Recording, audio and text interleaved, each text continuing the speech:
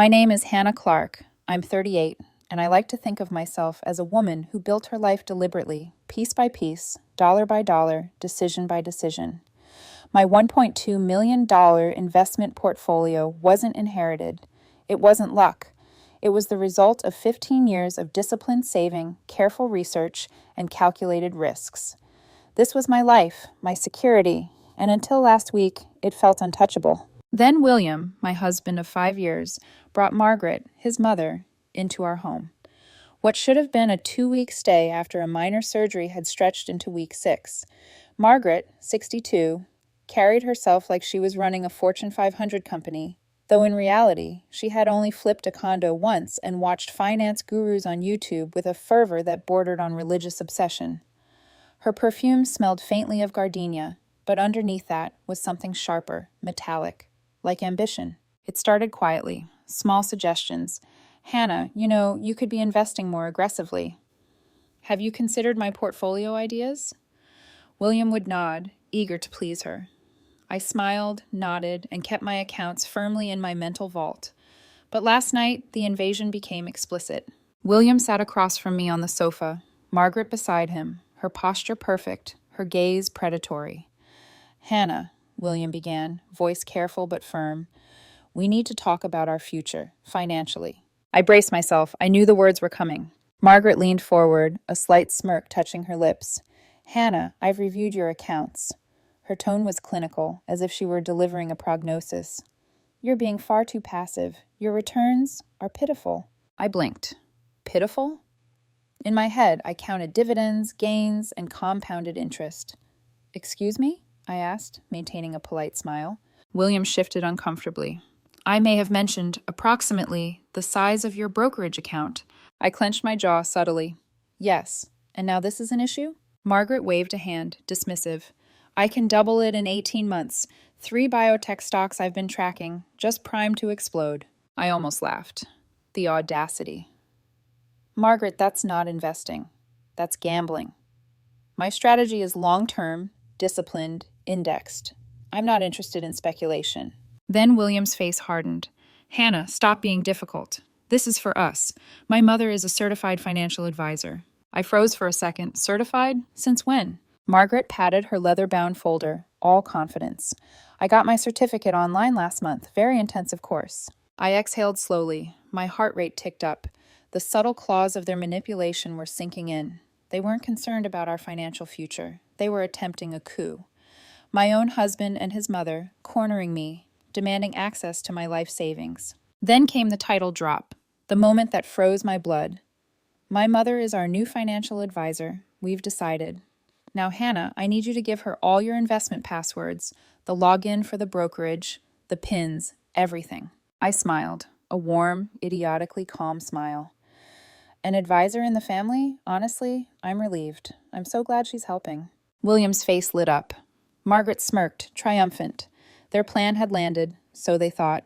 Inside, I was boiling, but I didn't panic. I knew rage wasn't the weapon here. Planning was. Strategy was. Patience was.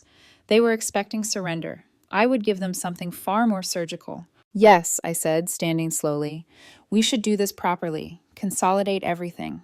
Paperwork, lawyer involvement. This is a significant portfolio, after all. Margaret raised an eyebrow. Yes, professionalism, respect. I nodded solemnly. Exactly. Respect. That's why I'll have my lawyer draw up the official management papers. We can schedule a meeting to formalize everything next week. I kissed William on the forehead. He beamed. I shook Margaret's hand. She looked victorious. And then I walked to my office alone and started planning. By morning, I called Adam, my lawyer.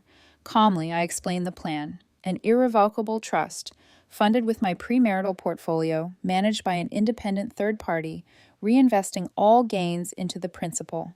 No withdrawals, no access, no exceptions. Margaret would be, she would become the ultimate asset. Adam paused, then laughed quietly. Hannah, you're twisted. Brilliant, but twisted. I allowed a small smile. Sometimes, Adam, survival requires brilliance. Let's get to work. As I hung up, I felt a strange, dark satisfaction. They had believed they were taking control.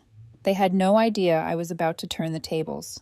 I looked out the window at the quiet morning street, the calm before the storm, and for the first time in weeks, I felt truly safe. Not because William or Margaret had relented, but because I had already won. That morning, the apartment felt heavier than usual. Margaret's perfume lingered faintly in the air, a ghost of entitlement that refused to dissipate. William was downstairs, pretending everything was normal, sipping coffee like a man who had no idea the game had shifted. But I knew. I always knew. I dialed Adam, my lawyer, and spoke clearly, deliberately. Adam, I need an irrevocable trust. Entire premarital brokerage account. Funded today. There was a pause. Hannah, are you sure? This is extreme. I smiled to myself. Calm, precise, unflinching. Adam, I've been pushed far enough. This is necessary. The trust will be managed by a neutral third party. Dividends, interest, gains, everything reinvested. No withdrawals, no access, no exceptions. I will be the beneficiary, yes, but I won't touch a cent until conditions are met. What conditions? Adam asked, suspicious. I leaned back in my chair, folding my hands over the leather armrest. 1. The portfolio will only pay out upon Margaret's death. A long silence. Then Adam laughed, a slow, low chuckle. Hannah, that's ruthless, but effective. You've just weaponized patience. Exactly. I let the words sink in. Margaret and William thought this was a power play they would win, but they had no idea they were about to be outmaneuvered at every turn. I spent the next hours organizing paperwork, reviewing every account, confirming fund distributions, and speaking with Adam's team about the legal fine points. I was meticulous, surgical. Every clause, every line, every stipulation was designed to lock in my financial security. And subtly, ironically, to turn Margaret's life into the ultimate investment. Meanwhile, I felt a dark amusement at the thought. Every extra year Margaret lived, the portfolio grew. Every year she survived, my eventual payout increased. She had wanted control, had demanded passwords. She was now directly incentivized to stay alive. I imagined Margaret pacing our living room, already plotting her next move, convinced she was in charge. Little did she know, she was now the asset, and I was the portfolio manager. When William finally knocked on my office door, I didn't look up. Hannah, you'll give her the passwords today, right? We should finalize this. It's for us. I laughed softly, without malice, without raising my voice. William, I've already called my lawyer. Everything will be handled professionally. We'll have a meeting, sign paperwork, make it official. I promise. It'll be very for us. His smile faltered. Something in my tone, too calm, too knowing, made him hesitate. Okay. Good. Sounds good. I imagined the gears turning in his mind. He had expected submission, not this measured confidence. He didn't understand yet that compliance can be lethal when wielded by the wrong hands. By midday, Adam confirmed. The trust was ready. The paperwork was drafted, the funds secured, and a meeting scheduled with William and Margaret. All the legal ducks were in a row.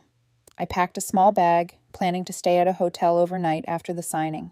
A little distance would give them room to stew, to react, and to reveal their true colors before I returned.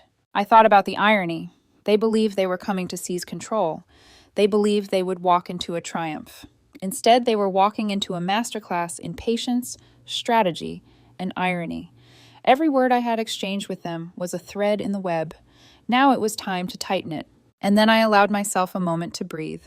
A dark, quiet satisfaction settled in my chest. I wasn't angry anymore. Well, not in a way that clouded judgment. I was calm, precise, and infinitely aware that I had already won. As I lay in the hotel that night, listening to the city hum beyond the window, I thought of Margaret's smirk, William's naive compliance, and the absurdity of their hubris. They had underestimated me, and they always do, always. By the time I drifted into sleep, I had rehearsed every possible interaction in my head. The way Margaret would lean forward, trying to assert dominance. The way William would plead, confused and loyal, expecting me to fold. And how I would reveal the trust, the clauses, the conditions, turning their desire for control into the very thing that guaranteed my security. Margaret wanted to be the manager of my portfolio. She would be, just not in the way she imagined. The morning of the meeting, I dressed deliberately, sleek, professional, calm. I wanted William and Margaret to see confidence, precision, and unshakable control. A suit jacket over a simple blouse, my hair tied neatly, nothing distracting. Every detail calculated. We arrived at Adam's office precisely at 2 p.m. The room was spacious, the mahogany table gleaming under the soft lighting. Adam sat at the head, calm and collected, while Mr. Cole, a senior partner from the estate planning division, joined to witness the proceedings. He carried the kind of quiet authority that only decades of experience can bring, a man born to be unimpressed. Margaret immediately opened her mouth, all energy and triumph. Right, Mr. Adam. Hannah has explained that I'll be taking over her portfolio. I've already prepared a list of top priority acquisitions. Adam's hand rose, gentle but firm. That will not be necessary, Mrs. Margaret. We are here solely for signing and formalizing management. No strategies today. Margaret's smirk flickered, but she pressed on, trying to maintain composure. William nodded nervously beside her, caught between loyalty and confusion. I smiled faintly, calm, collected. Yes, professionalism first. Let's do this properly. As we went through this paperwork, Margaret and William thought they were about to gain the keys to my wealth. They leaned in, exuding anticipation. I let them. Every moment they spent imagining control was another layer of tension I savored. Then Adam began reading aloud, his voice slow, deliberate. The entire principal and accrued gains of the portfolio shall be held in stewardship by the firm until a single specific condition is met, upon which the trust will be immediately dissolved and all assets dispersed in full to the beneficiary. Margaret's eyes flickered, William's brow furrowed. And the condition, Adam continued, is the receipt of a legally certified death certificate for Mrs. Margaret. The silence was instantaneous, profound. Time itself seemed to pause as the words settled like a weight in the room. Margaret's face shifted through confusion, disbelief, and finally a storm of red and purple flushes. What did you say? I leaned forward, calm and controlled. Margaret, you're my financial advisor. Your life, quite literally, is the asset. Every year you live, every healthy day you have, the portfolio grows. The longer you're alive, the richer my payout. You should be thanking me. William's face went pale, realization dawning. Hannah, you can't... I smiled softly. Oh, but I can. The trust is irrevocable. Premarital property, my name, my portfolio, my rules. You wanted control? You have it, just not the kind you imagined. Margaret's hands shook as she grasped the folder. You monster. You're wishing me... I shook my head. No, I'm wishing you a long, healthy life. Every doctor's appointment, every nutritious meal, every extra day, it all benefits you directly, and indirectly benefits me. Win-win, really. William's jaw tightened. Hannah, this isn't fair. I laughed softly, the kind of laugh that was calm, slow, and full of precision. Fair? William, this is life. You taught me that greed blinds people. You, Margaret, you underestimated me. Margaret's face was a storm of anger and disbelief, her carefully constructed authority crumbling in seconds. She had demanded passwords, imagined domination over my finances, and I had turned her desire into her own trap. Adam closed the folder. Ladies, gentlemen, the papers are signed. The trust is now fully funded, managed by a neutral third party, and irrevocable. I stood, buttoning my jacket. Thank you both for your time. I believe we are finished here. As we left the office, William whispered, barely audible, Hannah, you can't do this. I smiled, walking past him. Oh, but I did. Outside, I felt a thrill of relief and dark satisfaction. The battle had been won, not with anger or confrontation, but with planning, foresight, and the subtle elegance of turning their ambition into their own cage. Margaret and William had imagined triumph, but instead, they had walked into a quiet, precise defeat. And for the first time in weeks, I felt truly free, secure, and in control of my life. Returning home, I expected chaos. William and Margaret had spent 6 weeks believing they could infiltrate my life, my finances, my autonomy. But nothing had prepared them for the subtle, surgical power of a well-crafted legal trap. The apartment was quiet when I stepped inside. Too quiet. I immediately noticed the signs. A photo frame knocked sideways, a notebook tossed on the floor, faint scuff marks on the hardwood. Margaret had been searching, looking for the passwords, for loopholes, for some magical way to undo the irrevocable trust. I didn't panic. I didn't shout. I merely observed, a detached smile curling at the edges of my lips. Every frantic search, every obsessive glance was proof they had already lost. William tried to approach, his eyes wide, almost pleading. Hannah, I shook my head, cutting him off. William, sit down. Let's talk calmly. But he didn't sit. He hovered, desperate, like a child caught stealing cookies, waiting for a scolding rather than realizing the punishment had already been delivered. Then came the first wave of consequences, the subtler kind, the psychological fallout. Margaret, once poised, commanding, utterly sure of herself, had become a prisoner of her own paranoia. Every cough she had, every minor twinge of fatigue, became an existential threat. She couldn't eat, couldn't rest, couldn't stop thinking about the claws. Her life, ironically, had become the portfolio she so eagerly wanted to control. William, on the other hand, oscillated between anger and disbelief. He tried reasoning with me, tried manipulating, pleading, even groveling. I listened calmly. Every word they spoke was an echo of their own miscalculation. Then came the audacious, almost comical efforts. Legal threats, letters from bottom-feeder lawyers, accusations of fraud and emotional distress. Each one I answered with precision, clarity, and a firm hand. The bluff was called, and no one dared escalate further. Margaret and William were unraveling. Their plans to seize control had backfired spectacularly.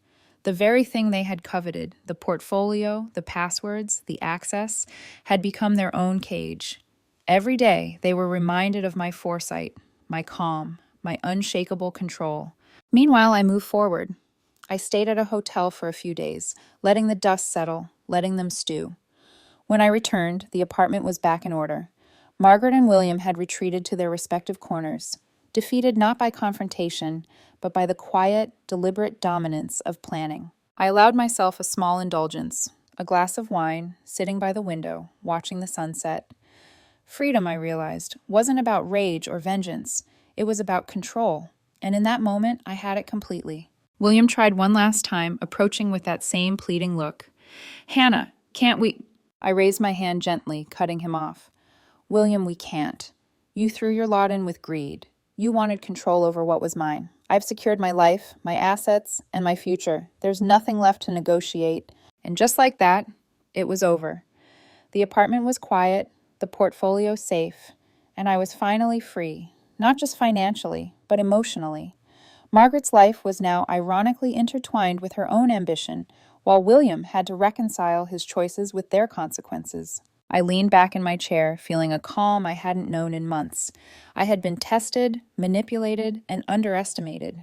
And yet, I had emerged unscathed, victorious, and profoundly aware of the power of patience, strategy, and resolve. Freedom, I realized, tastes sweeter when earned through intellect, precision, and the quiet satisfaction of turning others' ambitions into their own prison. Weeks later, life had returned to its version of normal. My apartment felt lighter, almost sacred in its quiet order. The portfolio was secured in the irrevocable trust, my premarital property untouched, growing silently.